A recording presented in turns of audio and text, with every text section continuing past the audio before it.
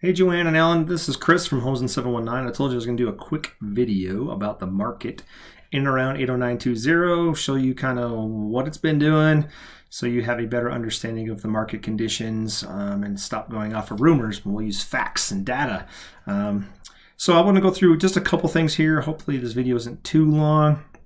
And then I'll actually send you some of this too, just so you can review it more in detail. But sending it without an explanation sometimes doesn't convey the right message. So I'm going to do this real quick and let me know if you have any questions. I'm going to switch over here so you can see my screen. Okay, so the first thing we're looking at here is some data by a company named Altos. They provide market analysis data for any zip code in the country, and it's one of the tools I really like utilizing to evaluate markets, and you'll see why. So first, you see here I'm searching 80920. That's as close down as the data gets. If we get any closer with this system anyway, there's just not enough data to really analyze anything. It's just only a couple. You'll see that when I look at the MLS data here in just a minute. But so we're looking at 80920. This data is within the last 30 days. And you can see here, according to their market action index, it's showing that the market is very, very, very much a seller's market. And some of the data over here is what's going to support that. What this is made out of is their proprietary algorithm based on stuff from over here. But I think I can get you a pretty good idea, okay? So first, the median list price in 80920 is $625, with the median price of new listings at $674. And you can see here, if we go back, this is in August, and the latest data here is from November 19th. So actually, just in the last week or so. And the way I like to explain these two is first, this is the speed of the market in 80920, and this is the gas pedal. And you can see right now we're kind of on upward slope, meaning that the market and the market prices are pushing up, and that's why we're seeing the median list price pushing up. So this is kind of a lagging indicator where this is a leading indicator. If this median list price of new listings starts to drop off, then we can expect later that the median list price of homes will start to fall off as well, but we're not. We're seeing an upward slope on that over the last little bit here. So that's a good indication of the market for you guys. You can see the average price per square foot is $2.04, and please note this is next to useless to utilize. Do not take this and multiply by your square foot to get your home value. That will not work. So a lot of agents use this, and I found it to be ridiculously inaccurate. But the average days on market, 20 days on market. Your little neighborhood is much, much lower, and you're going to see that here in just a minute. Median days on market is 7. Price decreases are 29%. So 29% of the homes that are listed for sale have to take a price decrease in order to sell. While that might sound like a lot, note that 33% is considered a normal market. So 33% of the homes would have to take a price decrease to sell. So this should not be an alarming number. Don't worry about that at all. And you can see it's pretty much been flat since way back in August 20 to 29. Very little change in that. So again, that's a positive sign for you markets. Price increases, 0% of the homes for sale have taken price increases. So whatever the list price is pretty much what it goes for. Or I should say is they don't increase the price. Now the buyer still might come in with an above asking price offer. That is not what this is saying. It's just saying that the seller didn't increase the price prior to sale. And in most of the markets here, when we see this number actually go above 0%, it's because there's a lot of new build activity in that zip code, and the builders are very, very quick to increase prices if they can. Relisted, 7% of the market goes the entire term of their listing, and then their listing period expires, and then they have to relist it in order to sell it. Again, very normal percentage here, nothing to be alarmed with. Inventory, 14 houses for sale in all of 80920. That's it. So that's another good thing for you guys, is not a lot of competition, and I haven't even filtered it for your square footage yet. So it gets even lower when we do that. Median rents isn't applicable here. And of course the market action index of 94. So if I come down here, we start getting into a lot more information. But before I do that, I want to show you guys. So up above here, we're talking about the top 90, the upper 90, the lower 90, and the bottom 90. What does that mean to you guys? That means where does your house fit in these 4 rows most closely? As I sent you guys, the list price of your house is going to be somewhere between $550 and $650. I think it's going to be much closer to like $625, maybe $615, $625, somewhere in there is even a closer estimate. But until I see it, I won't know. So you're going to fall in somewhere between these two. As far as when you look up here, we're going to be looking at these the upper 90 and the lower 90. So what I'm actually going to do is turn off the other two, so we get rid of that noise in the chart. And then we're going to scroll back up here a little bit and look at some more interesting data. So average days on market for homes in your price range.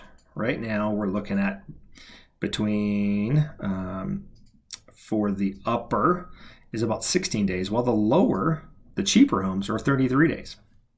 So even though your house is more expensive, it tends to sell faster than the cheaper ones, which is kind of abnormal. That's not how the housing market normally works, but it is the case here that your home is anticipated to sell much quicker due to the price point. So you can expect from the time we list it to the time we have it under contract is going to be somewhere between 16 and 33 days. Now, as I mentioned before, there's a potential that what we might do is go shopping for your new home, put it under contract, and at the same day, just before we submit our offer, list or activate your listing on the market. And that just takes some pressure off, so you don't have to quickly just take a house that I'll take this one because my house is under contract. I don't like buyers doing that. And then when the market conditions are like this, I don't think we need to. I think we can completely prepare your house, get it clean, get the photos ready, build out the MLS information in the background, and the day we decide to put an offer in, we're going to activate that listing and then submit your offer. And we're going to mess around with the dates and deadlines on your offer to try to support this 16 to 33 day window to get it under contract. Is that the perfect plan? You never really know until the deal's over, but I think it's a very, very solid approach, giving the market conditions and allows you, the buyer, to be more selective on what you want and not be under pressure. One of the other things we can do with this, we can look at all sorts of stuff like inventory. So if we look at inventory for, again, your price points, where are they right now? 4. So there are 4 houses in each one of those categories that are in your price point. So again, and that's in the entire zip code. So you're going to have, if somebody wants to move and looking for a house at your size, they're not going to have a whole lot to pick from in 80920. And as we know, a lot of people look for that zip code because of the school districts. So you are in a very strong seller's position. And that's why I told you, don't fix anything up. You guys mentioned you had a couple of small repairs, some trim and stuff, and maybe some touch-up paint. Absolutely do that kind of stuff, just the little things. But just don't improve anything from this point forward. I don't recommend it. You're not going to need it to sell it. So save your money for the new house, all right? And yeah, so this is a pretty interesting report. It gives you a pretty good idea of kind of where you're going to be, how fast you should expect to sell your home or have it under contract, and pretty good solid position for your selling. Now, the next thing we're going to look at here is some of the MLS data I also just sent you, so you can have it and look at it and kind of get a better price range of where your house is likely to be positioned in the market. And for this, I actually turned on a few more things than I did when I previously sent it to you. But what we're looking at here is active properties, under contract, pending, which is also under contract, is the different version, for the last 180 days, sold, withdrawn, expired, and canceled all 180 days. So we're looking back quite a long way.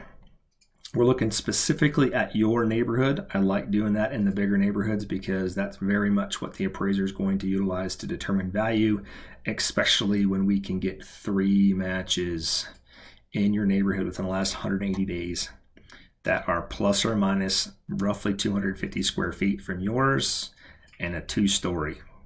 If the appraiser gets that, he's not going to look much further outside of your neighborhood, because when you cross streets and stuff like that, it starts major streets, it starts changing the values, and you have HOAs, non-HOAs, and the analysis gets much more complicated.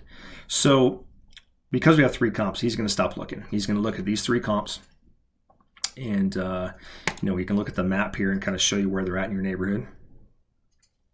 Right, so we've got one that backs up to an open space, very similar to yours. Then we've got one over here that's at Briargate in Lexington, and you would expect to be a little bit of a price drop on this one actually for being in that location versus this location. And then we've got another one over here that's much deeper into the neighborhood and at a different price point. Now I mentioned Lexington's kind of a bigger road, but it is part of your subdivision. And before we go on the market, I'm hoping to get some sales over here on this side where you guys are at, so we can dial in things a little bit closer, because being across Lexington can affect the price. Now I can go back further, I can look back a year, but then trying to extrapolate out what your house would sell for now is kind of difficult too. So right now, that's where we're going to be, and just before we put it on the market, we will dial that price point in based on what information we have at that point. So there's no need to get super precise at this point. But you can see we have those 3 houses that I sent you. They're all 2 stories, similar bedroom bathroom counts to yours, and just know that the bedroom bathroom counts aren't as significant in price as square footage, and that's why I targeted plus or minus roughly 250 square feet from yours. And then bathroom finished, how much of it's actually finished out, and lot size. Lot size doesn't make a huge difference either, believe it or not, unless there's enough room to put an accessory dwelling unit on there. Then there might be a little bit more of some value there. But we definitely want to make sure we have similar bathroom basement square footage and similar finished square footage, all in the same school district. And you can see here what the specific days on market from the time they listed it to the time it went under contract, how many days were there. So you can see here, this again supports my theory that we can go house shopping before we put yours on the market, because it won't be on the market very long. And then you can see here, the original list price of what they put the house on the market for, and then you can see the sold price.